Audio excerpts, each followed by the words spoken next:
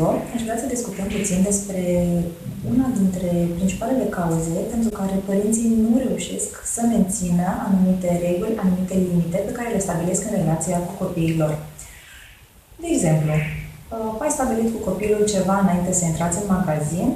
Odată intrat în magazin, copilul poate vrea dulciuri, poate vrea jucării și nu știi și nu poți să păstrezi acea limită și până la urmă le cumperi. Sau poate că ai o ceartă cu el și până la urmă tot le cumperi. O altă situație, desenele animate.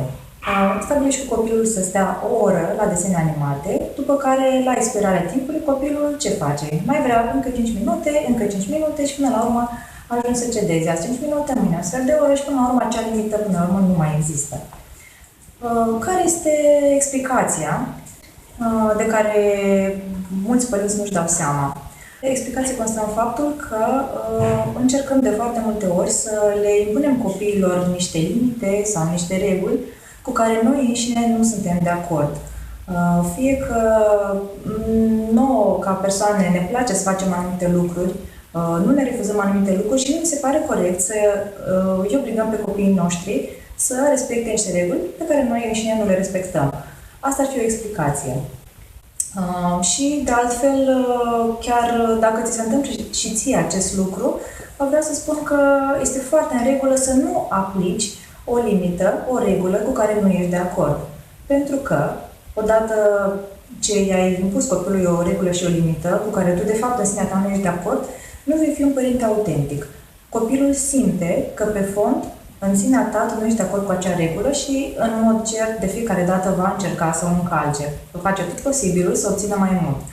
Și tu, nefiind convinsă că acea regulă este bună, este potrivită și este benefică pentru copilul tău, cel mai probabil vei ceda. Deci această regulă va fi degeaba.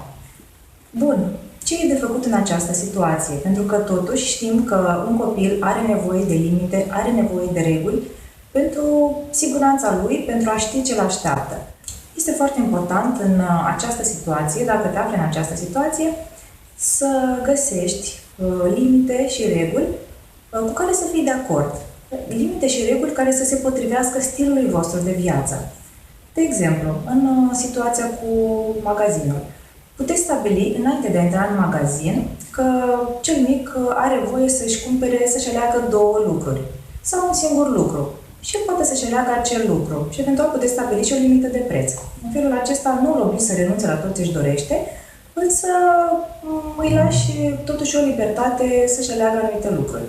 Cu desene animate. Puteți, de exemplu, să stabiliți că stă la desene nu o oră sau o anumită perioadă de timp, ci că stă timp de 2 episoade sau 3 episoade sau câte episoade consider că este în regulă.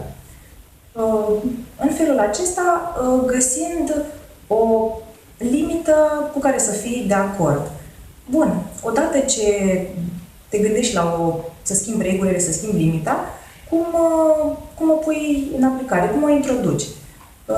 E foarte important ca, indiferent de vârsta copilului, să stai de vorbă cu copilul. Fie că este mai mic sau este mai mare, e nevoie să ai o discuție cu el în care să explici, să discuți cele întâmplate și să explici de ce este nevoie de regulă, de limită în acel context, în acea situație și eventual chiar să-i ceri ajutorul să vină și el cu o propunere.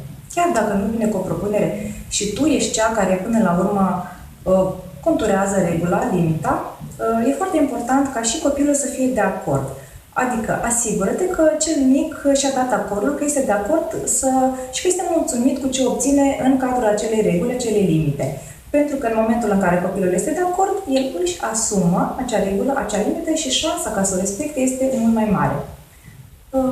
Următoarea etapă este aplicarea propriu-zisă și e foarte posibil ca, cel puțin la început, copilul să încerce din nou să testeze, să vadă dacă cedezi.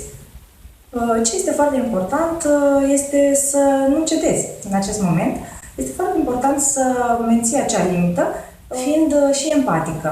Adică spunând de copilului, da, te înțeleg că îți dorești să te uiți mai mult la desene, te înțeleg că sunt foarte interesante aceste episoade, însă eu nu mai vor răzgândi în această privință și e important să oprim televizorul acum. Ce vrea să faci mai interesant până la următoarea repriză de desene? Adică, fiind și empatică, poți să poți să-l ajut pe copil să treacă mai ușor peste acel moment care este greu, însă văzând că ești hotărâtă să respecti acea limită, copilul va încerca maxim o dată de 2 ori în plus să-ți testeze limita și văzând că ești consecventă și ești hotărâtă să o păstrezi, până la urmă va renunța. Și în felul acesta veți stabili o limită cu care și tu să fii de acord și cu care și copilul se va obișnui și va ști la ce să se aștepte și cum să abordeze acea situație. Sper că ți-a fost de ajutor și te invit să ne urmărești în continuare pe centruldeparenting.ro.